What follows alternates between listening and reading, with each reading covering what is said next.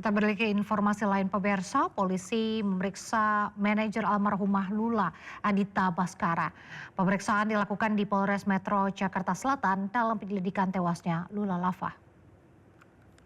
Sudah doain, sudah ngedukung segala macam. Datang tanpa ditemani rekan ataupun pengacara, manajer Lula Lava, Adita Baskara, Rabu siang menjalani pemeriksaan penyidik Polres Metro Jakarta Selatan. Pemeriksaan ini merupakan yang pertama bagi Adita karena sebelumnya atau pada Senin lalu, Adita hanya untuk mendampingi asisten Lula Lava. Adita pun meminta doa yang terbaik untuk almarhumah Lula Lava. Sebelumnya polisi telah memeriksa sejumlah saksi termasuk kekasih selebgram Lula Lava, Reza Arab. Sudah doain, sudah ngedukung segala macam.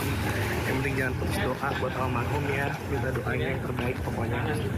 Yang terbaik aja. Berarti hari ini Boleh ini saya mau wudhu dulu. berarti ini melengkapi pemeriksaan kemarin ya, Kak? Enggak, kemarin tuh saya cuma menemani aja. Pemirsa, ramai di media sosial maraknya penyalahgunaan gas tertawa atau nitrous oxide di kalangan anak muda. BNN dan BPOM RI mengingatkan gas tertawa picu ketergantungan dan berbahaya bagi kesehatan.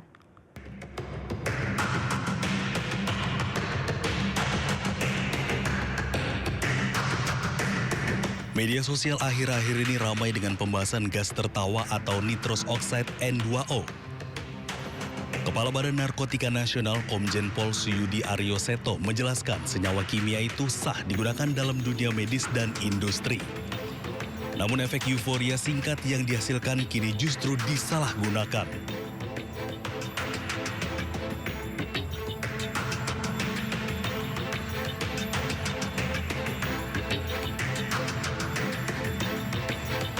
Suyudi ungkap hingga awal tahun 2026 nitrous oxide atau gas tertawa belum diklasifikasikan sebagai narkotika atau psikotropika dalam Undang-Undang Nomor 35 Tahun 2009 maupun daftar terbaru Perkemenkes Nomor 7 Tahun 2025.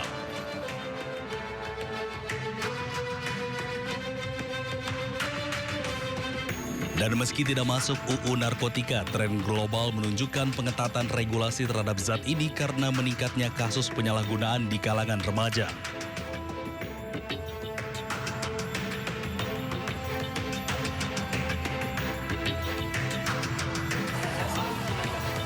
Sementara itu, Kepala Badan POM RI, Taruna Ikrar, mengungkap penyalahgunaan nitrous oxide bisa menyebabkan ketergantungan hingga terganggunya suplai oksigen dalam tubuh.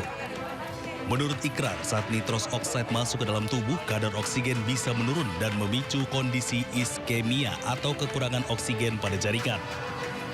Sehingga timbul rasa sakit atau nyeri yang bisa berujung kematian. Whipping itu kan kandungannya adalah nitrate oxide, N2O. N2O ini memberikan efek bisa rileks dan seterusnya. Tapi dampaknya dalam fase kualitas dan kapasitas tertentu dalam sistem darah kita, dia menimbulkan ketergantungan. Terkait hal tersebut, rencananya BPOM akan memperkuat pengawasan dengan menggandeng berbagai pihak seperti BNN, kepolisian, serta Kementerian Kesehatan. Dari Jakarta, Tim Liputan iNews melaporkan. Kita ke informasi selanjutnya pemirsa, Menko Kumham dan IMIPAS Yusril Iza Mahendra menyebut aparat yang menuduh penjual es gabus menggunakan bahan spons bisa dijatuhi sanksi etik hingga proses hukum. Sementara itu kedua aparat yang terlibat telah meminta maaf kepada penjual es gabus.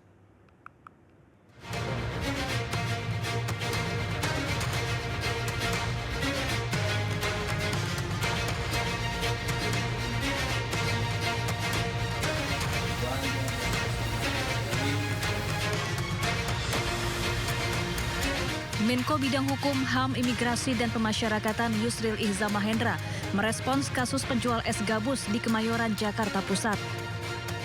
Yusril menegaskan aparat bisa dijatuhi sanksi etik hingga proses hukum jika terbukti bersalah dalam menjalankan tugasnya. Baik penegakan disiplin maupun pelanggaran etik sampai kepada kemungkinan juga akan mengambil satu langkah hukum terhadap hal itu. Jadi masyarakat tidak perlu khawatir ya. Anggota kepolisian bisa saja melakukan kesalahan dalam melaksanakan tugas, dan kalau mereka melakukan kesalahan tentu akan diambil satu tindakan, baik itu tindakan disiplin, tindakan etik, maupun juga tindakan sesuai dengan peraturan hukum yang berlaku. Sebelumnya, anggota Polri Aibtu Ikhwan Mulyadi dan anggota TNI AD Serda Heri Purnomo meminta maaf kepada penjual es gabus, Sudrajat, dan masyarakat. Keduanya mengaku bersalah karena telah menuduh Sudrajat menjual es gabus dengan bahan spons. Bahkan, Aibtu Ikhwan diperiksa di Propam Polda Metro Jaya untuk mendalami adanya dugaan pelanggaran etik.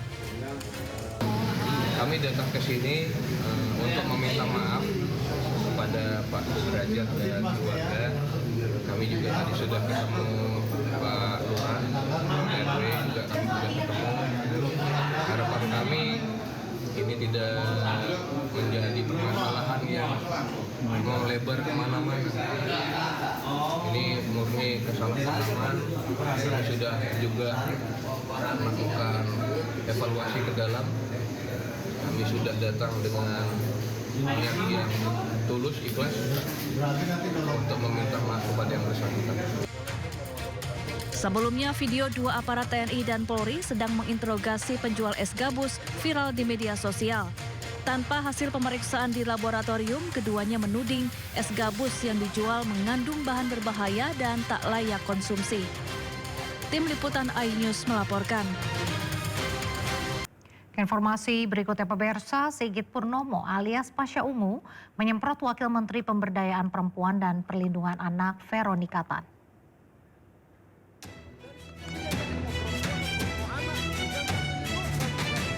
Anggota Komisi 8 DPR RI Sigit Purnomo alias Pasha Ungu berdebat dengan Wakil Menteri Pemberdayaan Perempuan dan Perlindungan Anak Veronika Tan.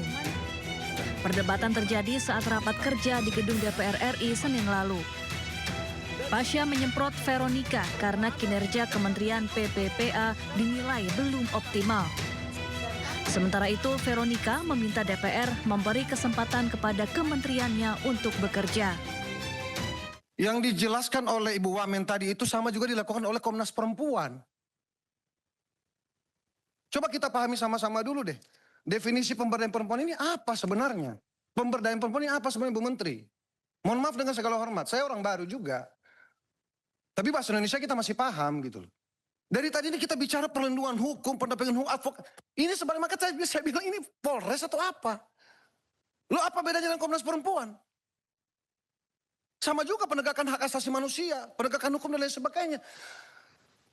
Yang saya tangkap ini pimpinan izin, yang namanya pemberdayaan perempuan ini kalau ada kelompok perempuan mau dia janda, mau lansia atau kelompok ibu rumah tangga yang kemudian pengen berusaha, kekurangan modal, tentu tidak Kemen P3A yang memberikan modal, tapi paling tidak ada koordinasi antar lembaga. Bahwa misalnya ke BUMN misalnya atau perbankan, itu langsung dilakukan oleh Kemen P3A.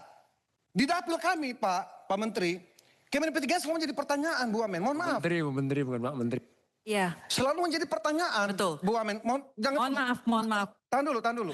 Tahun ini kami dari kementerian kami juga sudah mengutarakan kita tidak mau berbicara di perlindungan saja.